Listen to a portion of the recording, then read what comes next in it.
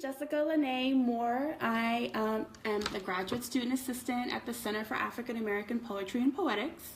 We are, of course, filming from a phone because that's the only way you can do Facebook Live.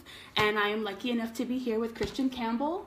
He's a poet, an essayist, and a scholar, a Basquiat scholar. So you're like an art historian as well. I'm not an art historian. Let's get that straight. I have friends who are art historians, but I'm a writer. I'm a poet. I think of my work in the tradition of one of my heroes, John Berger, who just passed away. So, yeah, I'm not an art historian. So today we're going to be talking about one of Christian's most famous essays. It's called JMB's Dehistories, and it's the final essay in a collection of essays called Jean-Michel Basquiat, Now's the Time. And I have a review. I realize I don't have it.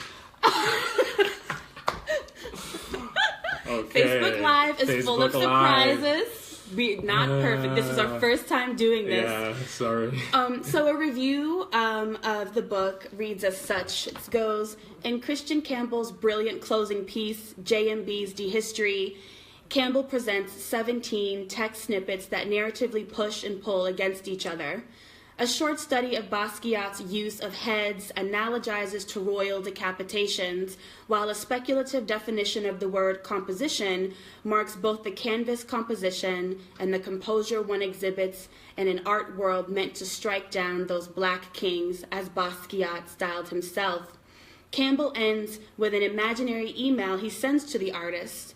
Quote, by the way, I like the new stuff you posted on Instagram. The pieces from the SMH show. Give my love to Suzanne. End quote. This is the first time in the book readers are reminded of Basquiat's own loves and desires, the first time he feels like a human being. So, you were going to read?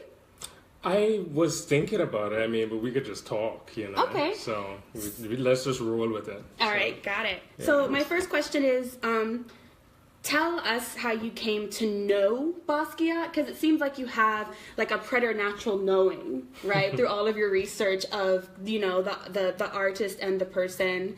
And what are the connections to him or between the two of you that make his work so enduring for you?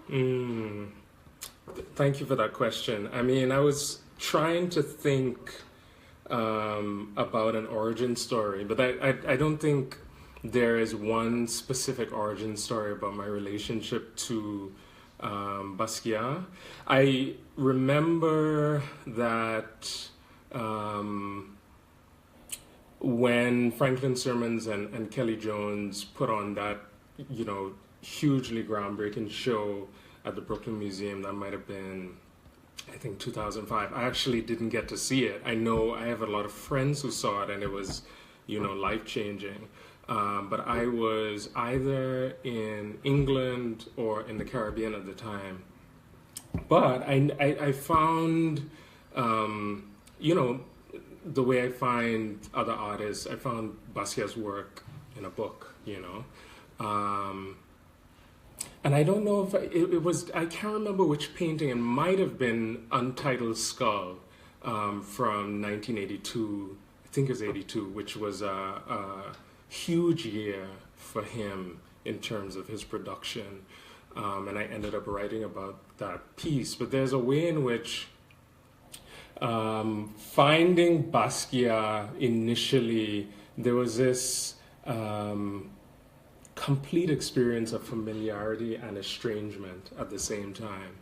And I think, more significantly was then later on being asked to sit on the advisory board for the Now's the Time show at the Art Gallery of Ontario. So that would have been, the show opened in 2015, I think, but it would have been all through 2014 that we were meeting, talking about his work and really trying to plan the show. And then I was also asked to write about the catalog, and the essay that you, the review that you quoted was the essay that I wrote. So the essays won a few awards. It won the one award. It won the art writing award from the Ontario Association of Art Galleries. Okay. And it got reviewed all over, for which I'm really grateful. But I think what continues to draw me to Basquiat and what strikes me about him, is this lit openness of his mind. Mm-hmm. There's this kind of quicksilver and also outrageous imagination. I was thinking about why this unexpected journey with him. I mean, I think that he's a friend of my mind, mm-hmm. like Toni Morrison says in Sula. He's a friend of my mind, but I think he also is someone that probably for the rest of my life I'm going to continue to engage with in my work and his work. Partly because he's one of those artists who offers a curriculum. You sort of go to Basquiat and you go with renewed attention to Johns and Twombly and Rauschenberg and Bob Thompson and there's a whole range, Da Vinci. Mm-hmm. It's a whole range of artists. It's almost as though the sense of total absorption of art history that I really admire. It's like he drank art history in one shot, like a shot of Babancourt rum, But at the same time, there's a kind of outrageousness and a dissidence in his relationship. It's a complete claiming of art history as it's known canonically, but also to bring in and to deform art history in a particular kind of way with things that that space could never imagine, cartoons, African diasporic art history, Vodun, and so on and so on. So yeah. You've been doing research at the Warhol Museum here in Pittsburgh. Yeah. Since you've been able to go to the archive. Yeah, which is, you all made that happen for me. I really appreciate that. Yeah. And we're excited just to be able to make an opportunity like that happen. Yes. We're just excited to be able to do that. Lauren, who is the associate director, exactly. and Don Lundy Martin and Terrence, do a lot of work to make sure that, the CAAPP also provides like scholarly opportunities because, poets often have to be poets or any artist, we often have to be so many other things in order to get to what we want. But at your research experience, did you discover anything new? Did you find anything interesting in terms of what Warhol and Basquiat's relationship was like? In a way, I think that Basquiat and also Warhol is an artist. They're both artists who are dominated by gossip. I think Warhol in particular manipulated hype. He was a manipulator of hype par excellence. But in some ways, that hype diminishes their legacy in a lot of ways. I think for Basquiat especially, who I'm far more interested in than Warhol, although the relationship is key. So I was kind of curious about correspondence between them because, Basquiat is such a trickster. He is such an Anansi or Timalis, and so there is, a lot of talk. In a way, gossip can be art history too, about their rivalry, but also their love. And in some ways, I found both.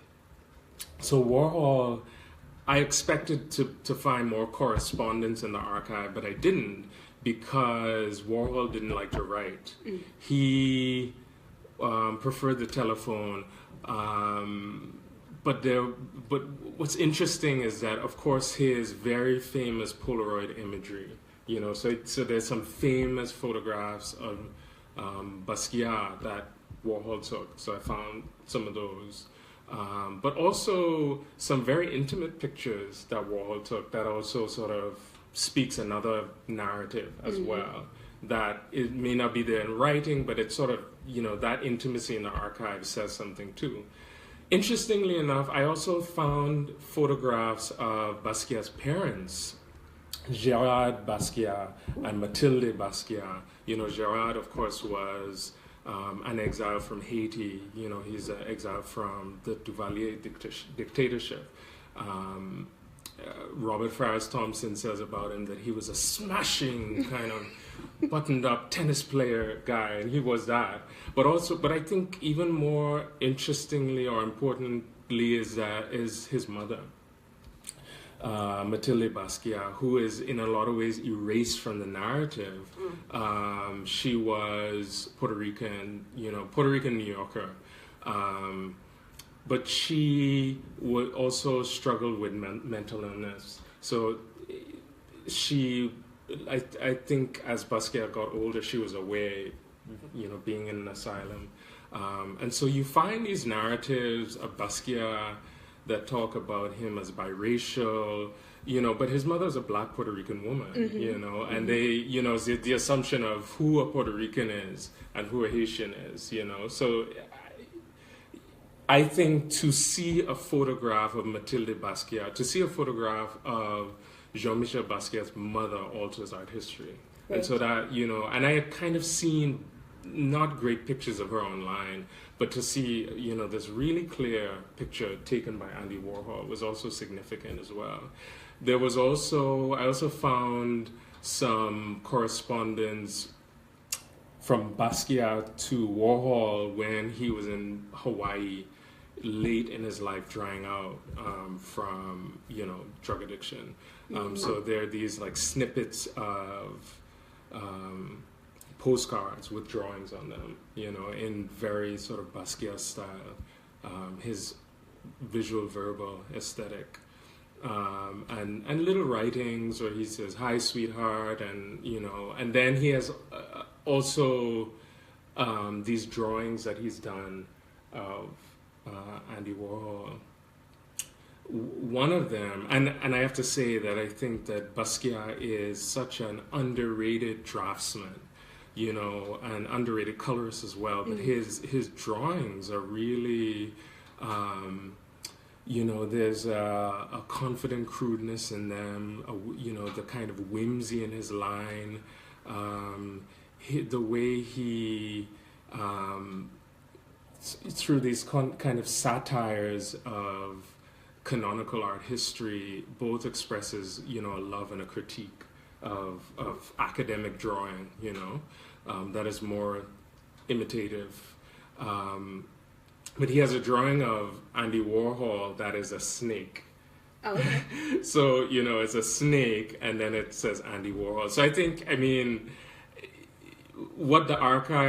what I found in the archive is, these sort of contradictory things about their relationships, of both the love and the rivalry, actually. I mean, that's how I see the snake image, So, yeah.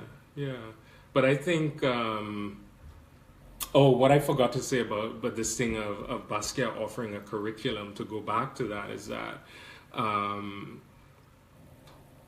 the beautiful thing about curriculum as well is that it shares, and its etymology shares a root with the word current, so, and I feel like he's that kind of artist who has, an electrical force running through them. He, like his, and that electrical force is both art history, but also like this kind of... Like duende. Like duende, exactly. Yeah. And this love that he can't stop, The duende, too, is very important because, I mean, I feel like in his work, you always get the sense of being on the precipice of death. Right. That this ecstatic awareness of mortality is completely a force running through him. And it's like, it makes me think of Prince, too, in some ways. Those artists for whom, the work we know, especially those of us who engage with him or write about him, that there's incredible amount of discipline and work that goes into what he makes. But, the mania of production, it sort of feels like the work flies out of him, that he takes that shot of art history and then spits it on the canvas, So I think I'm really inspired by, this sense of, the force, electrical force running through him, this curriculum running through him. And I think that that sense of complete courage and fearlessness and not being afraid to fail is also really inspiring too. So. Yeah. So speaking of letters and primary source in the essay, in the lyric essay that you wrote, there is a portion which was referenced in the review that I read earlier, where there's an epistolary piece from you, and then it's very interesting because in the piece it says, it's an email, and it goes to @Basquiat@gmail.com, and that was very kind of like ghostly for me, and it really like made me key in. Really? Say more about that.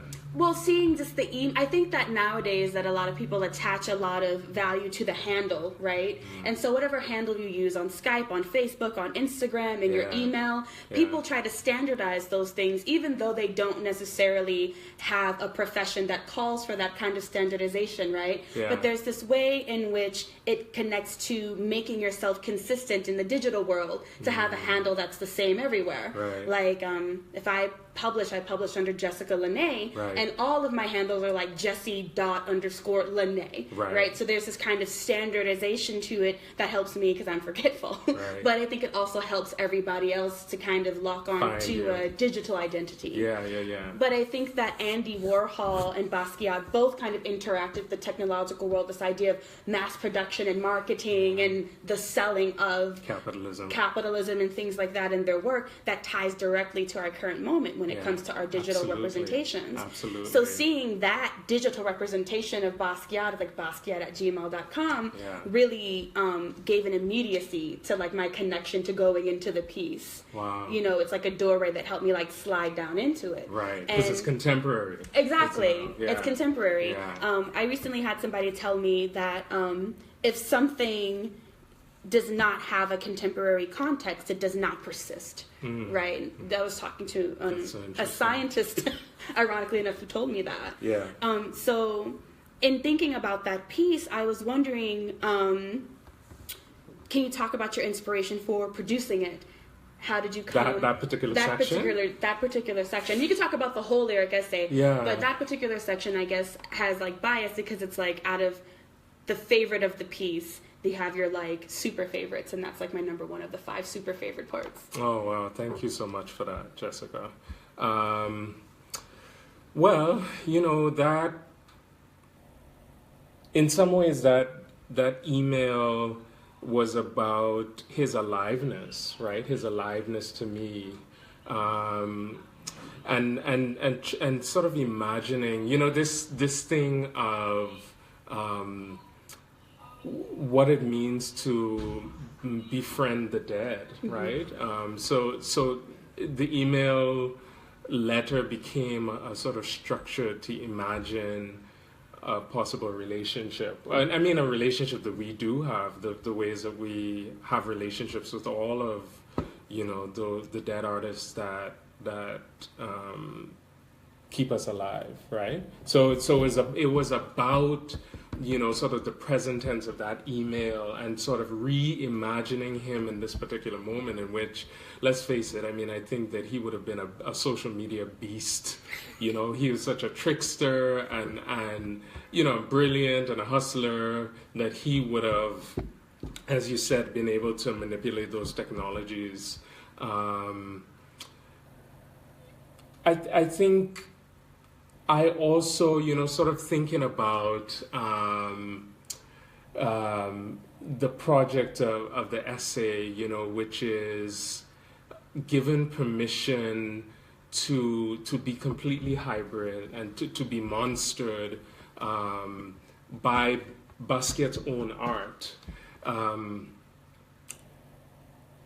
is I think I was thinking about also my own, sort of relationship to being a critic and a scholar, but really being a writer, frankly, and my frustration with the limitations of academic discourse, that I'm a writer and I've always been a writer.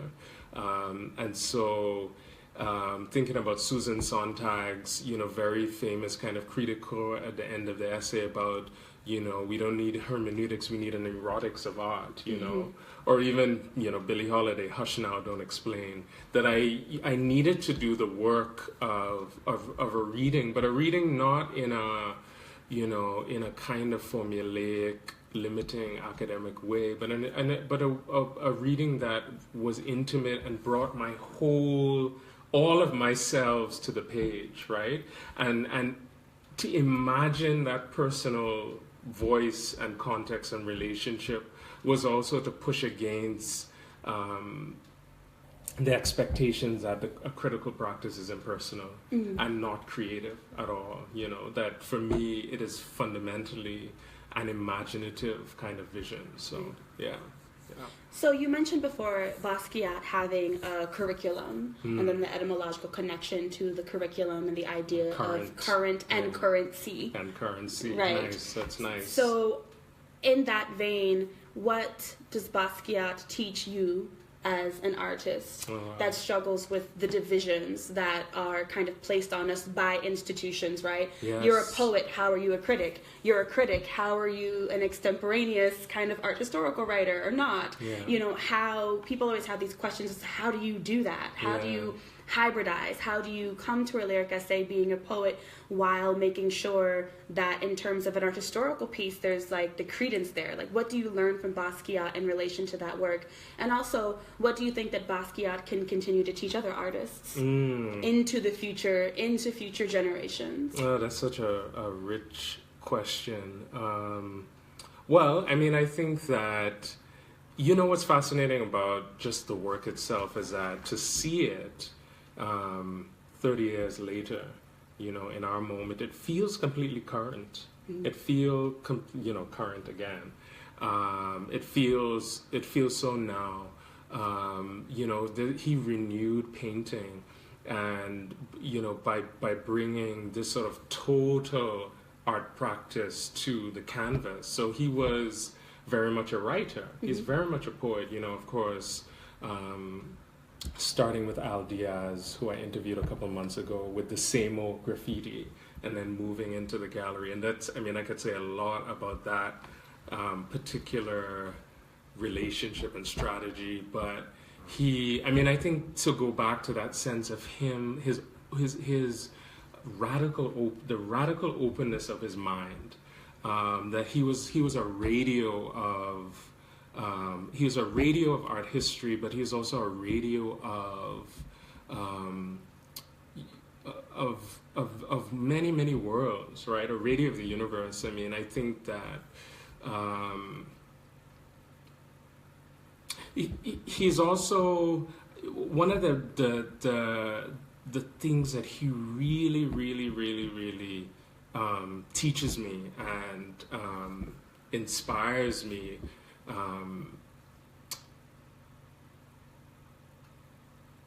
To sort of change my relationship to is about his opacity, his inscrutability, the pleasures and the power of opacity, right? The right to opacity, to think about Edouard Glissant. And I think, what's fascinating is I didn't think about this at first, and it's not. There isn't, my relationship to him isn't about a crude identity parallel, but there are things that I've learned because we do share a kind of complex pan-Caribbean identity, him being Haitian, Puerto Rican, American, and I'm Trinidadian and Bahamian. And those are ironically, that kind of multiplicity, ironically, I think is quite illegible, right? That we have a very rich new generation of writers and artists who, are artists of displacement or diasporic subjects. We can think about artists I admire who are like Wangechi Mutu or like Diaz or I don't know Teju Cole, but if we really go through the list, we're gonna find that diaspora is that there's a kind of dominant narrative of diaspora, that we're being fed, that the artists that are most celebrated in this particular perhaps genre are artists who are who are born in the quote-unquote third world and move to the quote-unquote first world, or are born in the first world and have parents from the same nation in the third world. So if you're sort of outside of that kind of dominant narrative of diaspora, which is about a one-to-one relationship between the third world and the first world, then you're quite inscrutable in some ways. That's been my experience, and has been, I'm totally disgruntled and pissed and bewildered. And actually, if I'm honest, in Anglophone Caribbean literature is the most bewildering space, right? That there is despite Caribbean literature standing for postmodernism and hybridity and all of this kind of post-structuralist complexity, that there's still this very sort of essentialist expectation to represent a singular nation. And I'm so exhausted. I mean, I'm exhausted of that narrative being, as you say, institutions pushing on an artist, but also about, I'm exhausted of representation in some ways. I mean, but to go back to Basquiat, is that, a lot of people don't know, he lived in Puerto Rico. His father got a job, and he lived in Puerto Rico for about nearly 2 years with his sisters. And so he was just like me, like me in the Bahamas with, this kind of pan-Caribbean household. And he also made some paintings in Puerto Rico as well, so people don't talk about that as well, because the Caribbean is seen as outside of history and therefore outside of art history too. But I think that he's really taught me and continues to teach me about how to the power of the multiplicity that we share, and also that it's limitless. I think I love how a wonderful poet translator, Peter Cole, talks about, this kind of, the identity thing is like, God, it's so heavy for us, but Peter Cole talks about this thing of, he would usually be one to run away from identity tags, but he thinks about being a Jewish American poet as about poetic capacity as opposed to a tag. And I love that. I love thinking about, being a Caribbean writer or poet, or being a Trinidadian Bahamian poet, as being about capacity, poetic capacity, and therefore about poesis, which means making, or for me, remaking. And I think Basquiat teaches me that that he's many, many things at once. I have a section in the essay called The Freight of Adjectives, where I just, have a litany of all the possible terms available to him. And he, those are capacities. In some ways it's a parody of how identity politics works in academic discourse, but also at the same time, those are capacities for Basquiat. It's about possibilities of making. It's completely limitless. I mean, in a lot of ways, academic discourse on diaspora is about trying to define and give ultimate limits to what diaspora can be. Yeah. And so much of that work, even in just the 20th century, was not done by people who are of diaspora as the way we contemporarily understand it today. Because in very kind of slick ways, those academic definitions kind of bleed into our popular narrative, like our general zeitgeist. Absolutely. And I think that official discourse. Official discourse. Yeah. So when you talk about kind of a white-produced, almost academic discourse which tries to define and give limitations to diaspora, I think that that's like the potential, right? That isn't a challenge. Whenever, now that we have, this flood of kind of like diasporan-based artists, poets, fiction writers, critics, news writers, kind of. And by the way, African American is included in that. African American, definitely. Yep. No, definitely. And that's one of the things that's weird about academic discourse is like African American being outside of diaspora. It's not true. Absolutely not. True.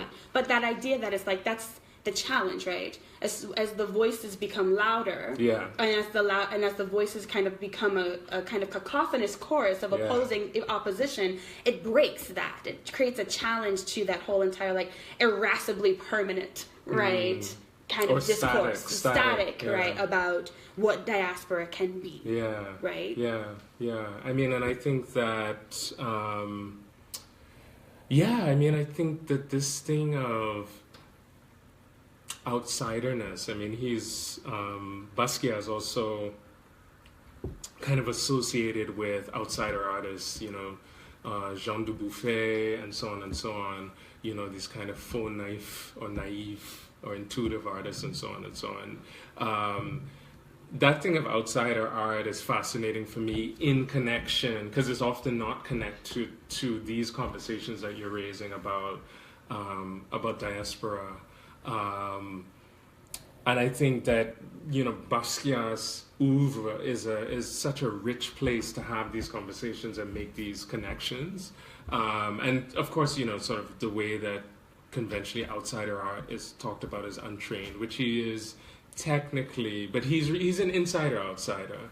And I think that for me, as an artist, that being an outsider, which, I mean, if I'm really honest, I am everywhere, has been something incredibly painful and something difficult to articulate, that I feel, I think I'm made to feel or feel in my formation more than anything my notness, not Caribbean, not Bahamian, not Trinidadian, not British, not American, not Canadian. But again, I mean, I think that,